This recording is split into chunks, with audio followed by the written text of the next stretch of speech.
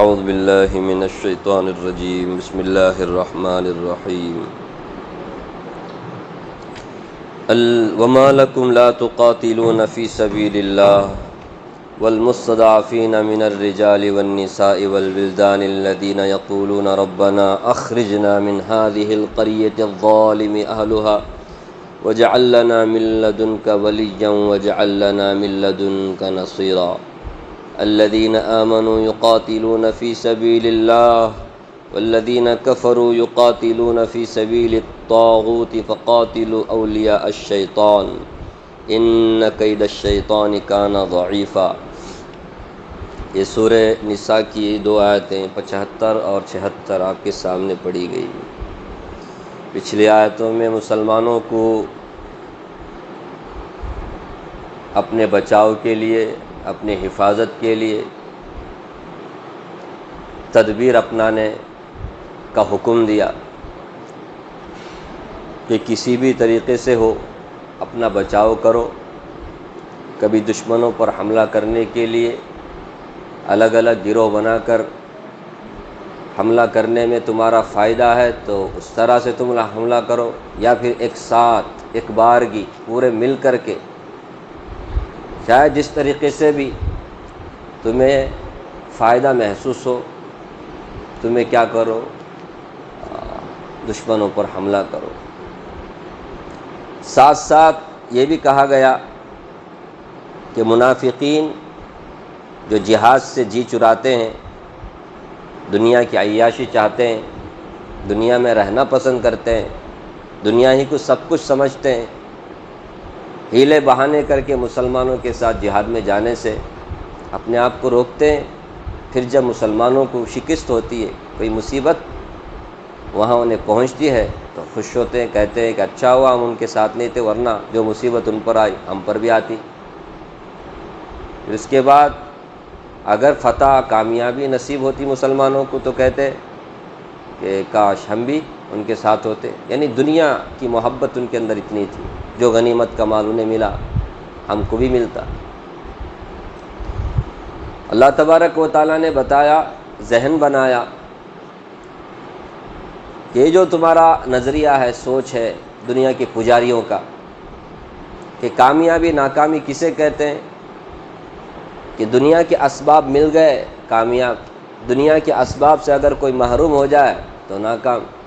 اللہ نے ذہن بنایا کہ یہ غلط ہے، مسلمان تو ہر حالت میں کامیاب ہے اگر وہ اللہ کے راستے میں جہاد کر رہا ہے، اللہ کی اطاعت و فرما برداری میں کیا کر رہا ہے، عمل کر رہا ہے، تو نتیجہ کچھ بھی نکلے، چاہے وہ اس راستے میں شہید ہو جائے تو جنت میں اونچا درجہ اسے ملے گا، اگر وہ ہار جائے، مطلب معاف کرنا اس طرح سے کامیابی نہیں ملی، جنگ میں بہت سارے مسلمان مارے گئے تو اس میں بھی کیا ہے، مسلمانوں کے لیے فائدہ ہی ہے۔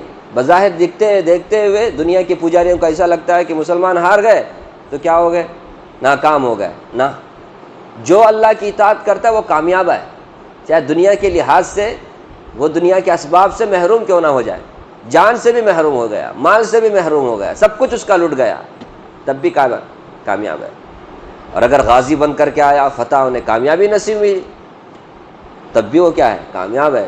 اصل کامیابی اللہ کی اطاعت پر منحصر ہے، دنیا کے اسباب کے ملنے نہ ملنے پر نہیں ہے، کہ دنیا ملی کامیاب، دنیا نہیں ملی ناکام، صحت مند ہے کامیاب، بیمار ہوا ناکام۔ یہ کیسا نظریہ ہے؟ قرآن نے ایسا نظریہ پیش نہیں کیا۔ قرآن کا نظریہ یہ ہے، جو اللہ کی اطاعت میں ہے وہ کامیاب، جو اللہ کی اطاعت سے محروم ہے وہ ناکام ہے، چاہے وہ دنیا کے حساب سے کروڑوں نہیں ارب ساری دنیا کا مالک ہی کیوں نہ ہو۔ سمجھ رہے؟ یہ کہا گیا ہے پچھلی آیت میں کہ وَمَن يُقَاتِلْ فِي سَبِيلِ اللَّهِ فَيُقْتَلْ أَوْ يَغْلِبْ فَسَوْفَ نُؤْتِيهِ أَجْرًا عَظِيمًا۔ جو اللہ کے راستے میں قتال کرتا ہے، جو اللہ کی اطاعت و فرما برداری میں زندگی گزارتا ہے، وہ چاہے قاتل ہو یا مقتول ہو، وہ جیتے یا ہارے، اللہ اسے اجر ثواب سے نوازے گا۔ ٹھیک ہے، یہ پچھلے آیتوں میں کہا گیا۔ اب اسی کو کنٹینیو کیا گیا، آگے 6 رکوع تک بھی جہاد کے ہی سلسلے میں اس کے قاعدے قانون کے ہی تعلق سے باتیں ہو رہی ہوں گی۔ سنیے، اب اس آیت میں اللہ تعالیٰ نے مسلمانوں کو ابھارا ہے اور شرم دلایا ہے مسلمانوں کو، احساس دلایا ہے کہ مسلمانوں کیا کر رہے ہو تم لوگ۔ اور یہ اس زمانے میں نازل ہوئی آیت جب مسلمان مکہ سے مدینہ کی طرف ہجرت کر کے جاتے ہیں۔ مدینہ ہجرت کرنے کے بعد بھی وہ لوگ ستانا بند نہیں کیے، لیکن یہ ہے کہ جو لوگ مدینہ میں آئے ان لوگوں کو عافیت ملی، لیکن کچھ مسلمان رہ گئے تھے مکے ہی میں، کچھ پورے کے پورے مسلمان نہیں آئے تھے مدینہ ہجرت کر کے، کچھ لوگوں کو نہیں بھیجا گیا۔ کافروں نے اس طرح سے انہیں قید و بند میں رکھا ہوا تھا، ان کے اوپر اتنا مظالم ڈھا رہے تھے کہ وہ ظلم کا شکار ہو گئے مسلمان جو مکے میں رہ گئے تھے۔ مدینے میں جو آ گئے۔ تو جو لوگ مکے میں رہ کر کے کفار کے مظالم کا شکار تھے، کفار ان کے اوپر ظلم و ستم ڈھا رہے تھے، تو ان مسلمانوں کے بارے میں کہا گیا ہے کہ وَمَا لَكُمْ، اے مسلمانوں تمہیں کیا ہو گیا، لا تقاتلون فی سبیل اللہ، جو اللہ کے راستے میں جہاد نہیں کرتے۔ تو یہ مدینے میں رہنے والے مسلمانوں سے کہا جا رہا ہے۔ کن کے بارے میں؟ فرمایا والمستضعفین من الرجال والنساء والولدان، دبے ہوئے مسلمان، کمزور مجبور مسلمان، وہ مرد بھی ہیں، عورتیں بھی ہیں، بچے بھی ہیں، انہیں دبایا جا رہا ہے، وہ بے کس ہیں، وہ مجبور ہیں، ان کا کوئی بھی کیا نہیں ہے، حمایتی نہیں، مددگار نہیں۔ اور تم مسلمانوں یہاں پر مدینے میں آئے ہوئے ہو، اب ان مسلمانوں کا کون؟ ان کے اوپر ظلم ڈھایا جا رہا ہے، تمہیں کیا ہو گیا، تم اللہ کے راستے میں جہاد کیوں نہیں کرتے؟ سمجھ رہے؟ مدینہ جانے کے بعد جہاد کیا ہو گیا؟ فرض ہو گیا۔ مکے میں رہتے ہوئے جہاد نہیں کرتے، صبر کرو صبر کا ہو گیا۔ تو جہاد کرنے کا ایک مقصد تو اللہ تبارک و تعالی کا کلمہ بلند کرنا، اللہ کا دین غالب ہو اللہ کی زمین پر، اللہ کا قانون چلے زمین پر، سمجھ رہے؟ کفر کا غیر اسلامی قوانین ٹوٹ جائیں، ختم ہو جائیں، کیونکہ اللہ نے بنائی زمین کو، اللہ تبارک و تعالیٰ کا کلمہ بلند، تو اللہ کا دین کیا ہے؟ غالب ہے۔ اللہ نے قرآن کریم میں کہا ہے هو الذی ارسل رسولہ بالہدی ودین الحق لیظہرہ علی الدین کلہ ولو کرہ المشرکون۔ یہ پیغمبر جو آخری پیغمبر ہے حضرت محمد صلی اللہ علیہ وسلم، ہم نے بھیجا اس لیے تاکہ تمام باطل ادیان پر سچا دین غالب آ جائے، سچا دین غالب آ جائے، کسی کو آنکھ اٹھانے کی ہمت نہ ہو مسلمانوں کے سامنے۔ چنانچہ اللہ کے رسول صلی اللہ علیہ وسلم دنیا میں تشریف لائے، 23 سال کے عرصے میں عرب کا نقشہ ہی بدل گیا۔ پھر اس کے بعد خلفائے راشدین کا زمانہ آیا، حضرت علی، حضرت عمر، حضرت معاویہ، وہاں تک جو آپ دیکھیں گے ہسٹری پڑھیں گے، قریب نہیں کیا آدھی دنیا سے زیادہ زمین پر مسلمانوں کی حکومت تھی، اور مسلمانوں کو آنکھ دکھانے کی کسی کے پاس ہمت نہیں تھی، سمجھ رہے؟ پورا اسلام کا پرچم لہرا ہوا ہے۔ باقی جو آدھی دنیا پر کفر کی حکومت تھی، وہ لوگ ڈرے ہوئے سہمے ہوئے تھے مسلمانوں سے، وہ حالت تھی، کیونکہ مسلمان اس زمانے میں اللہ کے اس حکم پر عمل کیے ہوئے تھے، وہ جہاد کو نماز کی طرح فرض سمجھے ہوئے تھے۔ جہاد فرض ہے، ہر ایک جماعت اگر لڑ رہی اللہ کے راستے میں تو دوسرے مسلمانوں سے کیا ہو جاتا ہے؟ فرض عین نہیں، فرض کفایہ ہو جاتا ہے۔ دوسرے مسلمان بغیر جہاد کے بھی اپنے جگہ میں اللہ کی عبادت کرتے ہوئے رہے، لیکن کبھی کبھی حالات ایسے ہوتے ہیں کہ تمام مسلمانوں پر کیا بن جاتا ہے؟ جہاد فرض بن جاتا ہے، فرض عین بھی بن جاتا ہے، سمجھ لیں؟ دیکھو غزوہ خندق کے موقع پر فرض عین کے جیسا ہوگا، ساری کفر کی دنیا اکٹھی مسلمانوں کو ختم کرنے کے لیے آئی ہوئی تھی، تو کسی کو چھٹی نہیں تھی، حتیٰ کہ عورتیں، مرد، بچے سب، سمجھ رہے؟ کبھی کبھی فرض عین ہوتا ہے کہ کچھ لوگ مدینے میں رہ گئے، کچھ لوگوں کو رسول اللہ صلی اللہ علیہ وسلم نے کیا کر دیا؟ جہاد میں بھیج دیا، فرض کفایہ ہو جاتا ہے، یہ فرض کفایہ بولو، فرض عین کبھی ہو جاتا ہے، لیکن جہاد قیامت تک کیا ہے؟ مسلمانوں کو، مسلمانوں نے جہاد چھوڑ دیا۔ اب دیکھو کتنے سالوں سے مسلمان مارے جا رہے ہیں، توڑے جا رہے ہیں، ہمارے کو کان میں جوں بھی نہیں رہتی، کیوں؟ کیونکہ ہم لوگ لہو و لعب، کھیل کود، تماشے، عیاشی میں پڑے ہوئے ہیں۔ اللہ کا حکم بس قرآن میں ہی ہے، زندگی میں نہیں ہے۔ 57-58 ممالک ہیں مسلمانوں کے، زبانی جمع خرچ کرتے ہیں، زبانی بیان دے دیتے ہیں، وہ بھی دیا تو بہت نصیب۔ یاد رکھیں، زبانی بیان کرنے سے مسلمان جو مظلوم ہے، مجبور ہے، مقہور ہیں، مستضعف ہیں، ان کا کچھ بننے والا نہیں ہے۔ ابھی حال میں دیکھو نا، یہ 1 سال سے غزہ کے مسلمان، جس پہ سب سے زیادہ عورتیں، بچے شہید ہوئے ہیں، قریب، یہ ان لوگوں کا حساب ہے 50,000، کہتا 50,000 سے زیادہ مسلمان مارے، لاکھوں لوگ بے گھر محروم ہو گئے، زمین نہیں ان کے لیے، جہاں ٹینٹ بنائے ہوئے تھوڑا بہت وہاں پر بھی بمباری، ساری دنیا خاموش۔ چلیے دنیا جو کفر کی دنیا وہ خاموش ہو تو سمجھ میں آتا ہے، کیونکہ وہ سب تو اسلام کو ختم کرنا چاہتے ہیں۔ جہاد کا مقصد یہ ہے کہ اسلام ختم نہ ہو، اسلام ہمیشہ غالب رہے، لیکن مسلمانوں نے جہاد کو چھوڑ دیا۔ حالت کیا بنی کہ مسلمان غیروں کے شکنجے میں، غیروں سے ڈرتے ہیں، جسے وہ اپنا سپر پاور، اپنا آقا، اپنا خدا بنائے ہوئے ہیں کہ وہ ناراض ہو جائے گا، اللہ ناراض ہو جائے کوئی بات نہیں، کون ناراض نہیں ہونا؟ ہاں، انہیں ناراض نہیں ہونا، سمجھ رہے نا میرے بات؟ حمایت میں بات تک نہیں کرتے، ان کو کھانے کی ضرورت ہے، پینے کی ضرورت ہے، ان کو رہنے کی ضرورت ہے، علاج معالجے کی ضرورت ہے، کوئی مدد نہیں۔ اور مدد کسے ہو رہی ہے؟ جو ظالم ہے، درندہ ہے، اس کی بھرپور مدد ہو رہی ہے، اور کرنے والے مسلمان ہیں۔ اور یہاں سارے مدد کے دروازے بند، جتنے بارڈر ہیں سب بند، جہاں سے بھی انہیں کچھ مل سکتا ہے، جہاں سے کچھ سانس لے سکتا ہے، اس کو بھی کیا کر دیا گیا ہے؟ بند کر دیا گیا۔ اللہ تبارک و تعالیٰ کا قرآن ہے یہ اس زمانے کے مکہ میں رہنے والے جو مسلمان مجبور تھے، ان کے اوپر اللہ نے یہ آیت نازل کی کہ وہ لوگ بیچارے مجبور ہیں، ان کو کوئی بھی نہیں ہے، ان کو نکالو نا وہاں سے، ان کو کچھ راحت پہنچاؤ نا۔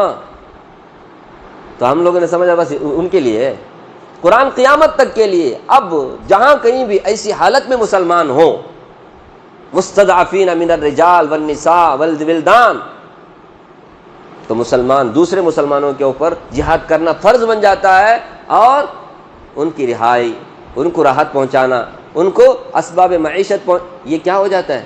ان کو ظلم سے بچانا فرض بن جاتا ہے اطراف و اکناف کے مسلمانوں پر۔ مسلمانوں نے اس فرض کو چھوڑا ہوا ہے، کیا آرام سے نہیں کھیل کود میں، کیا شاگل کو والمستضعفین من الرجال والنساء۔ مسلمانوں کیا ہو گیا تمہیں؟ کتنے لاکھوں لوگ مسلمان، لیبیا پر حملہ ہوا، عراق پر حملہ ہوا تب بھی خاموش، افغانستان پر حملہ ہوا تب بھی خاموش، سیریا شام پر حملہ ہوا تب بھی خاموش۔ یہ تو اللہ کا فضل ہے، اب سیریا کا نقشہ تھوڑا بدل رہا ہے، بدل گیا۔ ظالم درندہ بشار الاسد کو کیا کر دیا گیا وہاں سے؟ وہ تو بھاگنے پر مجبور ہو گیا۔ ظالموں کا ایسے ہی حشر ہوتا ہے، ڈکٹیٹر جو لوگ ہوتے ہیں نا، ان کا انجام ایسے ہی ہوتا ہے، ان کو بھاگنا ہی پڑتا ہے، جھولا لے کے بھاگنا، بعد میں رہنے کا نہیں۔ دیکھو ابھی بازو میں کیا ہوا، ادھر ہمارا بازو بنگلہ دیش ابھی بہت آنکھیں دکھا رہا ہے ہمارے، اس کی پیدائش کا سبب چاہے ہمارا بھارت بنا، لیکن ابھی خیر جو بھی ہو، اس کے جو ظالم ڈکٹیٹر کو ہمارے یہاں کی حکومت کیا کر رہی ہے؟ سپورٹ کر رہی ہے، کیونکہ یہ کیا ہے؟ ظالم ہے، یہ خود بھی ظالم ہے، ہمارے ملک کے جو حکمران ہیں وہ ظالموں کا ہی سپورٹ کریں گے نا، اس لیے وہ لوگ وہاں کے لوگ سمجھ رہے غصے میں، وہ ہمارے انڈیا کے مخالف نہیں ہے، انڈیا کی حکومت کے مخالف ہے، سمجھ رہے؟ کیونکہ یہاں کی جو حکومت ہے وہ خواہ انٹرفیئر بولتے ہیں نا، ہاں انٹرفیئر ہو رہے، وہ دخل انداز۔ کیا ضرورت ہے کسی کے، ان لوگوں کے بارے میں اگر کہا جاتا ہے تو بولتے تم لوگوں کیا ہے ہمارے ملک کے اندرونی معاملے میں دخل اندازی کی، تم کو کیا ضرورت ہے؟ ہم لوگ کیسے بھی رہے، تو تم کو کیا ضرورت ہے جو تم لوگ دوسرے ملکوں کے بارے میں بات کرتے؟ تمہاری پالیسی صحیح نہیں ہے نا، تم لوگ کیوں اس طرح کرتے؟ عوام کے خلاف، پرجا کے خلاف، پبلک کے نظریے کے خلاف ظالموں کا سپورٹ کرتے۔ ظالموں کو ایک نہ ایک دن کیا کرنا پڑتا ہے؟ ملک چھوڑ کے۔ اس سے پہلے کتنے ظالم نکلے نا، سب کی ہسٹری پڑھو، ابھی حال میں 1 سال کے اندر دیکھو یہ 2 ظالموں کو کیا کر دیا گیا. خیر میں کیا جو جس کنٹری پر مسلمانوں پر مسلمان کیا سوچے دوسرے مسلمان ہمیں سیف ہے نا, ہم سیف ہے نا, ہمارا کچھ بھی نہیں بگڑا نا بول کر کے رہ گئے. لیکن ظالم کافروں کا, درندوں کا یہ ٹارگٹ نہیں ہے کہ صرف ایک ملک, وہ تو ساری دنیا پر اپنا کلچر, اپنی حکومت, اپنا پروگرام غالب کرنا چاہتے ہیں. اور اللہ یہ نہیں چاہتے. اللہ چاہتے ہیں مسلمانوں اسلام غالب ہو, اسلام کا کلچر غالب ہو, اسلام کا قانون آئے. لیکن مسلمانوں کو ضرورت نہیں, جس کو اللہ نے حکومت دی وہ خود نہیں چاہتا کہ اسلام کا قانون ہو, وہ بھی جمہوریت کا راگ الاپتا ہے, وہ بھی ڈکٹیٹر بنا ہوا ہے. جتنے مسلم ممالک ہیں اللہ ماشاء اللہ وہاں جمہوریت نے کچھ جمہوریت اور راجا مہاراجا اس طرح کے. اسلام خلافت یہ جو اسلام کا نظریہ ہے, قرآن کا نظریہ ہے, رسول اللہ صلی اللہ علیہ وسلم کا طریقہ ہے, اس طریقے پہ کوئی حکومت نہیں کر رہا اللہ ماشاء اللہ. کب تبھی ہے نا میں کسی ظالم قاتل کو سزا دے دی جاتا, دیکھو ہمارے اس ملک میں دیکھو اسلام ہے. کیا یہ صرف ایک آدمی کو قتل کر کے اس کو مطلب قاتل کو اگر سزا دے دے تو اسلام آ گیا؟ اسلام اس کو بولتے ہیں.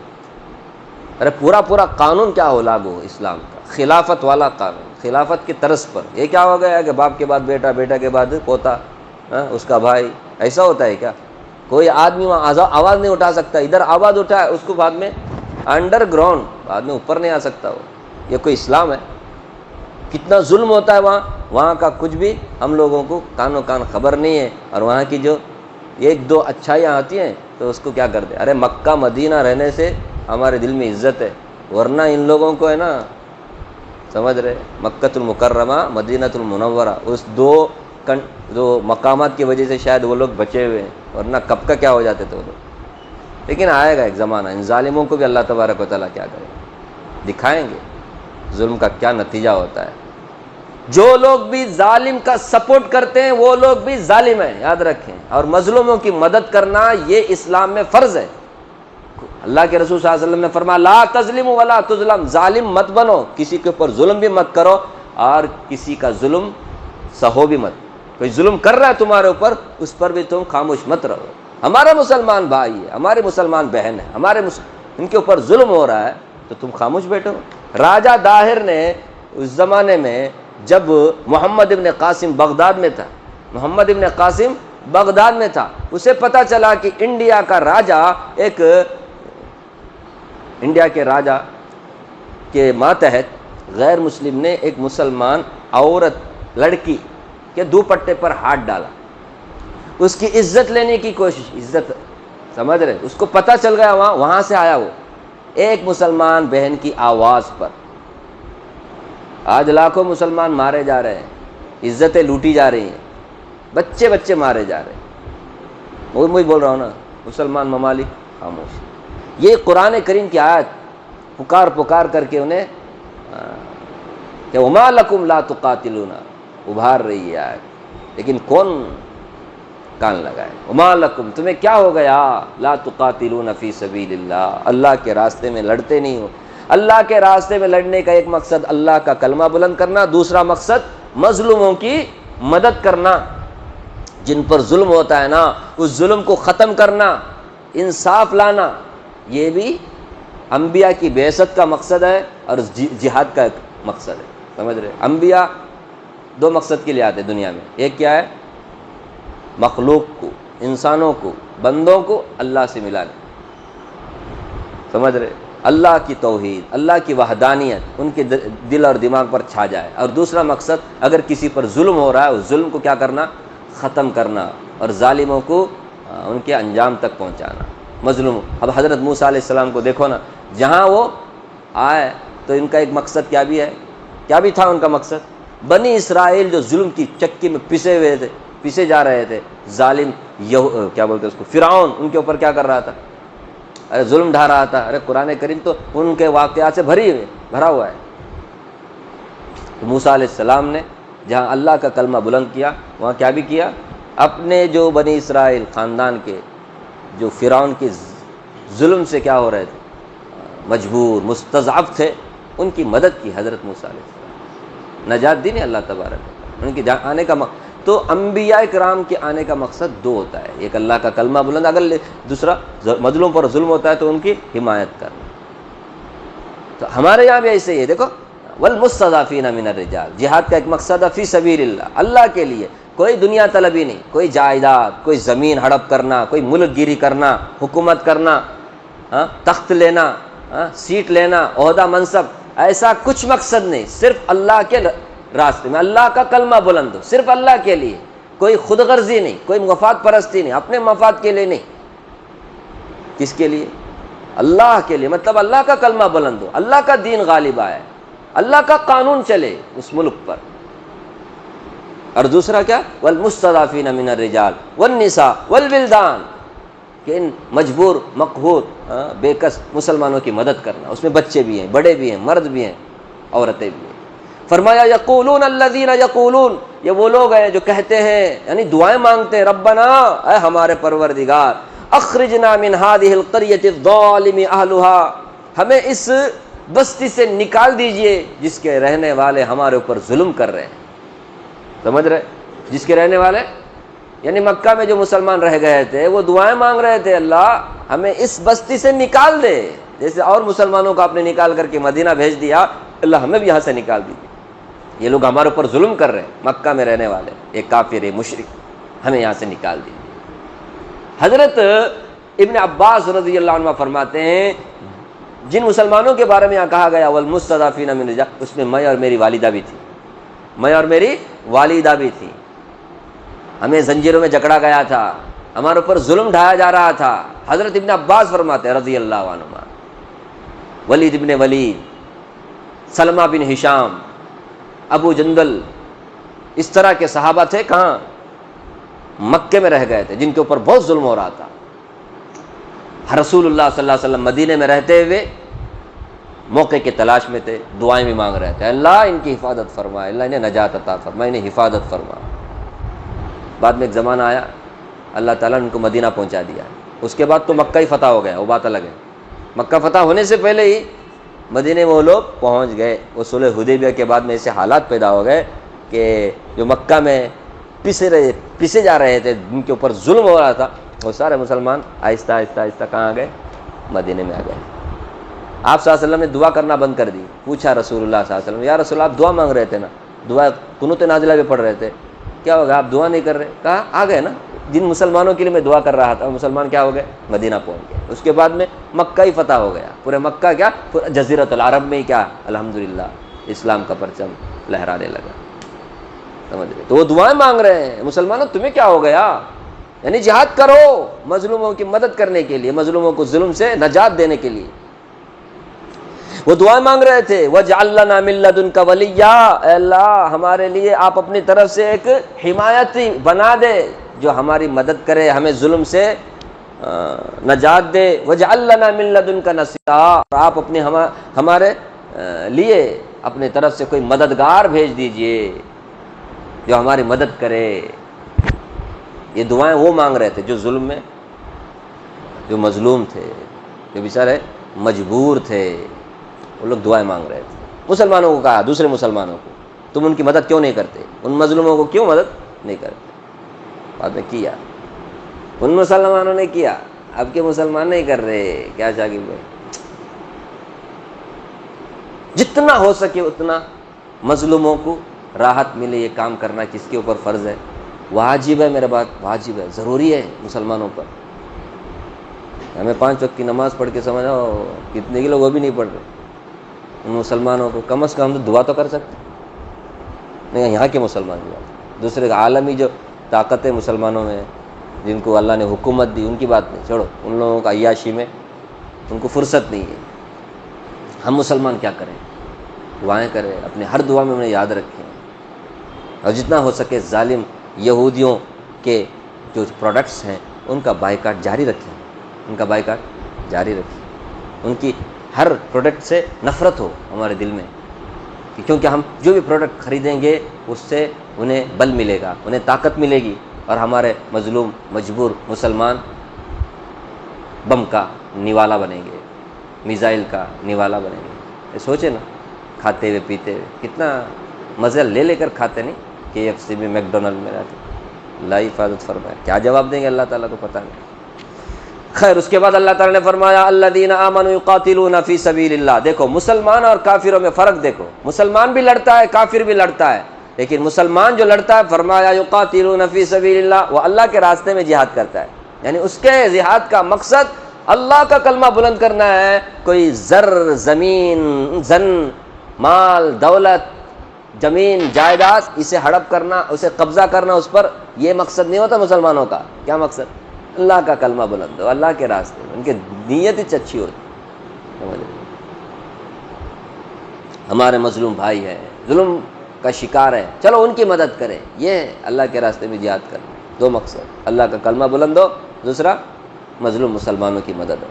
لیکن اس کے مقابلے میں والذین کفروا, کافر فرمایا یقاتلون فی سبیل الطاغوت. کافر بولے تو خالی انڈیا کے جتنے بھی اسلام کے خلاف ہیں, جو اسلام کو مٹانا چاہتے ہیں, ختم کرنا چاہتے ہیں, چاہے یہودی ہو, نصرانی ہو, ہندو مت ہو, بدھ مت ہو, پارسی ہو, فلاں کوئی بھی ہو, فرمایا وہ لوگ فی سبیل الطاغوت, طاغوت کے راستے میں یعنی شیطان کے راستے میں جہاد کرتے ہیں. شیطان چاہتا ہے کہ اسلام کا پروگرام مغلوب ہو جائے, اسلام مٹ جائے, دنیا سے ختم ہو جائے. سمجھ رہے؟ کفر کا غلبہ ہو, کفر کا غلبہ ہو, بے حیائی کا غلبہ ہو, ظلم اور فساد ہو, یہ چاہتا ہے شیطان. تو یہ جو کافر ہیں یہ سب شیطان کے راستے میں چلتے ہیں. ان کا مقصد ہی کیا ہے؟ اسلام نہ ہے. ان کو مسلمانوں سے نفرت نہیں ہے. ایسے مسلمان جو منافقت کرتے ہیں, دگلاپن کرتے ہیں, نام کے مسلمان, وہ تو ان کے چیلے ہیں, ان کی سپورٹ کرتے ہیں. جو مسلمان اسلام چاہتا ہے, اسلامی طور طریقہ, ایسے مسلمان ناپسند ہیں. سمجھ لے. اس لیے آج بیشتر جو مسلم ممالک ہیں وہ غیروں کو خوش کرنے کے لیے اسلام نافذ نہیں کر رہے ہیں اپنے ملکوں میں. کیوں؟ ہم اگر کریں گے تو طالبان کا جو حال ہوا وہ ہمارا حال ہو جائے گا. طالبان نے 5 سال حکومت کی, پورا اسلام, سمجھ رہے, خلافت کے طرز پر حکومت انہوں نے کی, تو ان لوگوں کو بھایا نہیں, ان لوگوں کو اچھا نہیں لگا. کافروں کو بہانہ بنا کر کے کیا کر دیا, وہاں پر حملہ کر دیا. سمجھ رہے؟ سب یاد رہے نا, 2000 کے بعد کا قصہ ہے, ابھی 24. اس لیے ڈرے ہوئے مسلمان, وہ چاہتے ہیں اسلام نہ آئے, صرف نام کے مسلمان رہ جائیں. قرآن, شریعت ان کو پسند نہیں. اس لیے فرمایا جو کافر ہوتے ہیں نا وہ طاغوت کے راستے میں جہاد کرتے ہیں. اس لیے فرمایا وقاتلوا اولیاء الشیطان, اے مسلمانوں شیطان کے مددگاروں سے جہاد کرو. شیطان کے مددگاروں سے جہاد کرو. شیطان کے مددگار کون؟ یہی کفار جو کفر کے پروگرام کو غالب کرنا چاہتے, اسلام کو ختم کرنا چاہتے, ان کو قتل کرو. سمجھ رہے؟ ان کید الشیطان کان ضعیفا, بلا شبہ شیطان کا جو مکر و فریب ہے وہ بہت کم ہے, کمزور ہے. شیطان جو تدبیریں کرتا ہے, پلان بناتا ہے, منصوبے بناتا ہے, وہ کمزور ہے. یعنی تم ڈرو مت کہ لے وہ لوگ بڑا بڑا منصوبہ بنائے. ابھی ادھر کا کون ہے, میں نام لوں گا, اور 100 سال سے پلان بنا رہا ہے, اسی حساب سے وہ لوگ چل رہے ہیں. ہمارا پاس کوئی پلان نہیں. اللہ تعالیٰ فرماتے ہیں مسلمانوں تم بھی پلان بناؤ. ان کا پلان کمزور ہے, ان کا پلان بہت کمزور ہے. کیوں؟ ان کی تدبیر اسی وقت کامیاب ہو سکتی ہے جب اللہ چاہیں گے. اللہ نہیں چاہیں گے تو کتنا بھی طاقتور تدبیر کیوں نہ ہو, ان کا پلان کیوں نہ ہو, اللہ اسے سمجھے. ان ینصرکم اللہ فلا غالب لکم, اگر اللہ تمہاری مدد کرنے پہ آئے تم پر کوئی بھی غالب نہیں ہو سکتا. وَإِن يَخْذُلْكُمْ, اگر اللہ ہی تمہیں ذلیل کر دے, فَمَن يَنصُرُكُم مِّن بَعْدِهِ, پھر تمہارا کون مددگار ہوگا. صاف فرمایا. اب اللہ کے راستے میں کوئی نہیں لڑ رہا ہے, اللہ کے دین کے لیے کوئی قربانی نہیں دیتا, اس لیے ان کی تدبیریں کیا ہو رہی ہیں. ورنہ ان کی تدبیر کیا ہے؟ اللہ نے فرمایا کانا ضعیفہ, بہت کمزور ہے, بہت کمزور ہے. مکڑی کا جالا, بس ایک جھاڑو پھیر دو تو ختم. یہ مسلمان ڈرتے ہیں, نہیں انہوں نے ایسا پلان بنایا, وہ تم کیا کر رہے, تم کیا کر.